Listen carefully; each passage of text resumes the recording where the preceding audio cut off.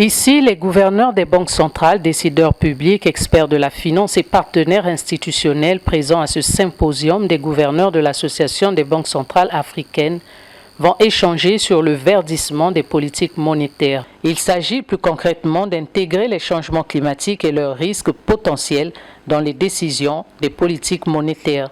Le ministre camerounais des Finances, qui a ouvert les travaux, a rappelé l'urgence d'une action coordonnée face aux impacts du changement climatique. À la suite de la crise financière de 2008, la politique prudentielle s'est imposée comme un autre pilier. Désormais, il est important d'intégrer les politiques climatiques et environnementales dans cette architecture.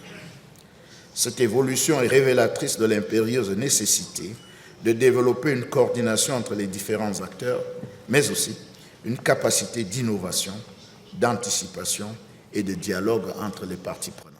L'Afrique qui subit de plein fouet les effets du changement climatique, inondations, sécheresses, menaces sur la sécurité alimentaire et hybride, alors qu'elle est faible émettrice de pollution, ne reçoit que 30 milliards de dollars par an, tandis que ses besoins se chiffrent à 277 milliards de francs CFA par an. Les chocs climatiques alimentent l'inflation du côté de l'offre, affectent la productivité, perturbent le commerce et érodent potentiellement les fondements de la stabilité monétaire, financière et économique. Cela nécessite un changement de paradigme où le risque climatique devient une dimension centrale et la politique macroéconomique et de la supervision financière. Le rôle des banques centrales va désormais au-delà de l'inflation et des taux d'échange. Il doit intégrer aussi la transition énergétique.